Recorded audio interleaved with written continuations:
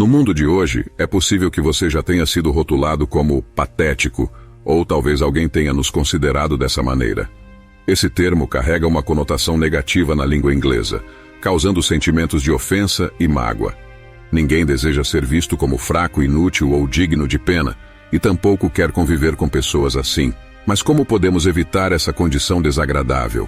Neste vídeo, iremos explorar o conceito de ser patético sob a ótica dos filósofos estoicos, evidenciando seus efeitos nocivos e principalmente demonstrando como podemos evitá-la aplicando os princípios da filosofia estoica. Os estoicos buscavam atingir um estado mental chamado epifeia, que mais tarde deu origem à palavra apatia no português. Eles acreditavam que, ao conquistar a epifeia, uma pessoa poderia alcançar a verdadeira liberdade interior, libertando-se das emoções descontroladas que frequentemente nos levam a agir impulsivamente ou de maneira prejudicial a nós mesmos e aos outros.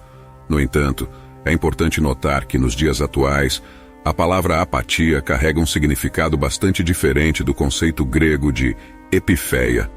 Enquanto apatia denota um estado de falta de emoção, interesse e entusiasmo, o sentido estoico de epifeia é bem diferente.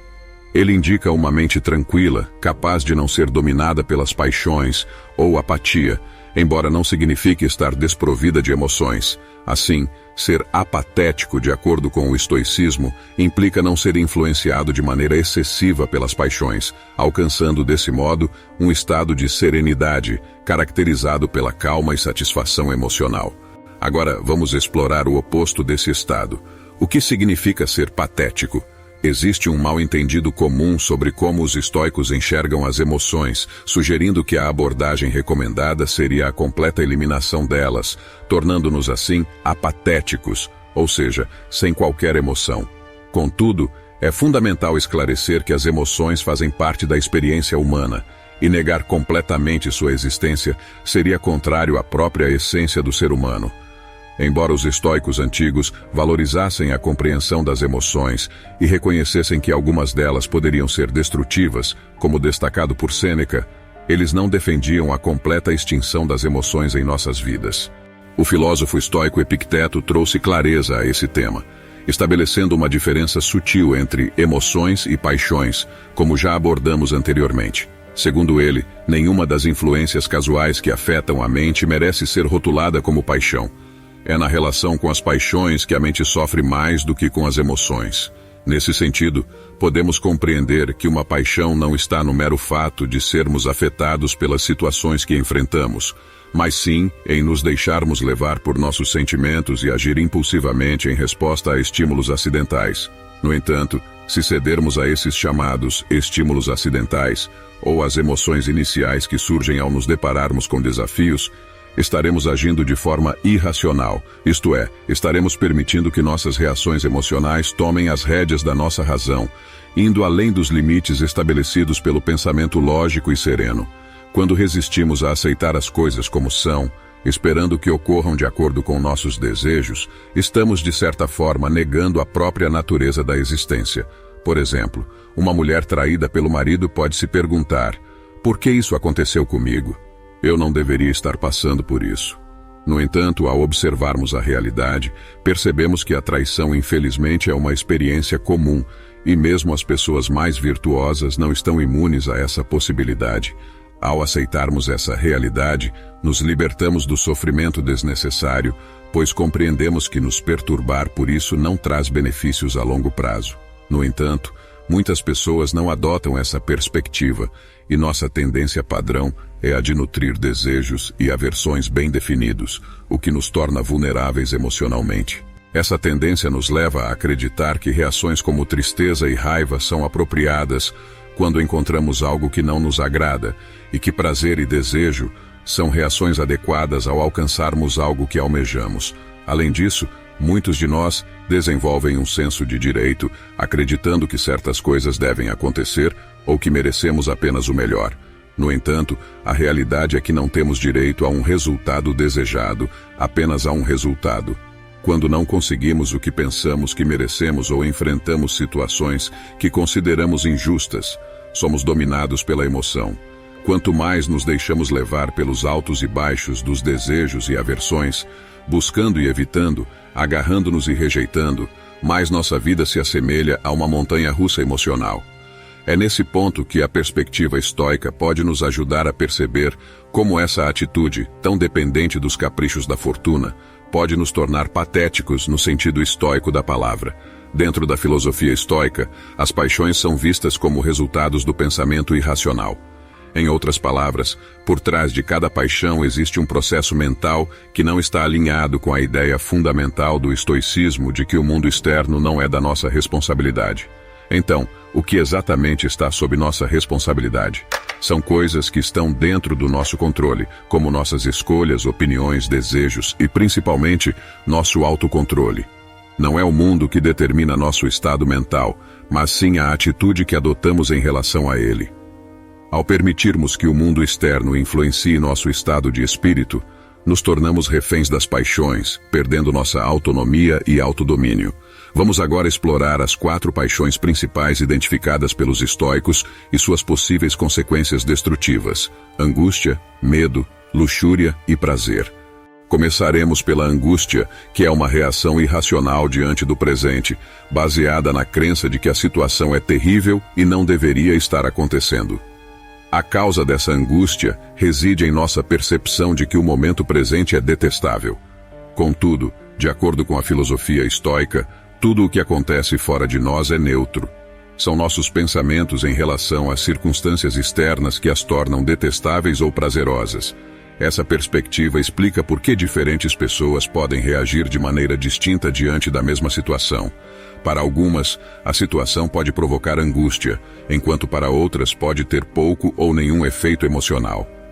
Um exemplo poderoso disso é o filósofo Epicuro, que mesmo enfrentando uma morte dolorosa causada por uma pedra nos rins, permaneceu feliz e sereno até o fim, demonstrando a força do controle interno sobre as circunstâncias externas.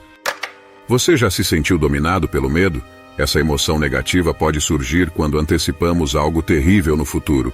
Mas será que as situações são realmente tão ameaçadoras, ou nossos pensamentos as tornam piores do que são? O medo frequentemente nos impede de enfrentar desafios que, na verdade, poderiam se transformar em oportunidades de crescimento e realização. Vale lembrar que o medo é diferente da angústia, que está associada ao desconforto em relação ao passado. No caso do medo, sofremos mais em nossas imaginações do que na realidade. O filósofo Sêneca, em uma reflexão profunda, compartilhou com seu amigo Lucílio: existem mais coisas que nos assustam do que aquelas que efetivamente nos machucam. Sofremos mais frequentemente em nossa imaginação do que na realidade. Essa frase carrega um ensinamento valioso, mostrando que o medo muitas vezes se origina em nossos pensamentos e suposições, ao invés de ser apenas uma resposta direta às circunstâncias. Além do medo, outra emoção negativa é a luxúria. Os antigos filósofos estoicos a entendiam como um desejo irracional por coisas que almejamos e que podem ou não estar ao nosso alcance no futuro. A luxúria representa um apego desmedido a algo que está fora de nosso controle. Quando somos dominados pela luxúria, nos entregamos a desejos intensos em busca de satisfação. Porém, ao não obtermos o que almejamos, nos frustramos. É como se fôssemos seduzidos pelo mundo, seguindo como um jumento atrás de uma cenoura pendurada em uma vara, o que pode levar a consequências desastrosas. Sêneca expressou seu pensamento de forma clara e contundente ao destacar: mas entre os piores casos, eu considero aqueles que gastam seu tempo em nada além de beber e se entregar à luxúria, pois essas são as ocupações mais vergonhosas de todas. E o prazer, como se encaixa na filosofia estoica? O prazer é definido como o fruto irracional de algo no presente, baseado na opinião de que o que está acontecendo é bom e agradável. De forma semelhante à angústia, medo e luxúria, o prazer se enquadra no grupo de emoções negativas para os estoicos. Ele se assemelha à luxúria, uma vez que quando nos deliciamos com algo, passamos a desejar esse algo ainda mais quando não está presente. Essa ausência pode nos levar a desejos e vícios, que são contrários à tranquilidade almejada pelos estoicos. Além disso, após alcançarmos o prazer em determinada situação, muitas vezes precisamos de mais para obter o mesmo nível de satisfação, o que pode nos conduzir a um abismo interminável. Os estoicos, no entanto, não apenas identificaram as emoções negativas, mas também reconheceram que existem emoções positivas que podem substituir as negativas. No lugar da luxúria, surge o desejo. Em substituição ao prazer, encontramos a alegria. E para combater o medo, surge a cautela. Essas emoções são consideradas racionais e moderadas, já que não costumam dominar uma pessoa completamente. Por exemplo, é natural desejar uma vida saudável, mas podemos aprender a aceitar quando a doença se faz presente, ao invés de sermos levados pela luxúria por uma saúde perfeita e nos desesperarmos por um resultado diferente. Contudo, a abordagem mais sábia consiste em desejar não apenas uma vida saudável, mas também ter a força e a resiliência para lidar com as diferenças, incluindo a doença, quando elas surgirem. Agora, diante da questão de como evitar emoções negativas e alcançar a tranquilidade, podemos nos voltar para uma das ideias-chave do estoicismo, a aceitação do destino. Epicteto, um importante filósofo estoico, nos aconselha a não impor nossos desejos rígidos sobre o que acontece, mas sim aceitar as coisas como elas são. Ao fazer isso, encontramos satisfação no que nos é dado. Não desejamos mais do que o destino nos oferece, nem nutrimos aversão por aquilo que não controlamos. Ao adotarmos um modo de agir que nos liberta das paixões dominantes, encontramos a tranquilidade almejada pelos estoicos. Quando aprendemos a nos satisfazer com o que temos, não há mais motivo para cobiçar ou temer o que está além do nosso alcance. Desse modo, simplificamos nossas paixões ao não exigir excessivamente do mundo e ao não resistir ou fugir das circunstâncias. Epicteto nos presenteou com um ensinamento valioso para nos protegermos do desejo e da aversão. Ele nos comparou àqueles em um banquete onde pratos deliciosos circulam. Se um prato apetitoso passa por nós, podemos pegar um pouco, mas se ainda não chegou, não precisamos nos esforçar para alcançá-lo. Se ele passar completamente, não devemos fazer um escândalo. De maneira análoga, essa mesma atitude pode ser aplicada à família, dinheiro, posição e outras situações da vida. Devemos participar do que nos é oferecido quando chegar até nós, sem culpa ou apego excessivo. Entretanto, sabemos que abster-se de ceder a todas as tentações não é fácil, especialmente em um mundo repleto de oportunidades de prazer. A chave para superar esses desafios é a prática e o fortalecimento de nossas atitudes. Cada desejo e aversão que desejamos superar pode ser enfrentado com uma qualidade interna específica que podemos desenvolver ao longo do tempo. Para lidar com as tentações que despertam luxúria e desejo, contamos com o autocontrole. Nas adversidades, podemos cultivar o otimismo e a resiliência, aprendendo a enxergar o lado positivo das situações difíceis. Quando o medo e a aversão se apresentam, podemos contar com a coragem para enfrentá-los de maneira racional e equilibrada.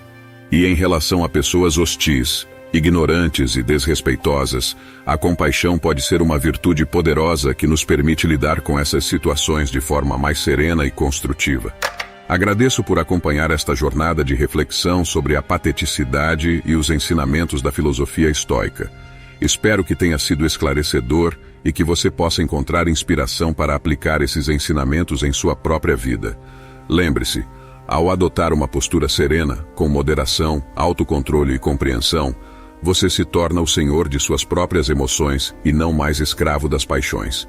Não esqueça de se inscrever no canal e ativar o sino para não perder nenhum dos próximos vídeos. Até o próximo encontro.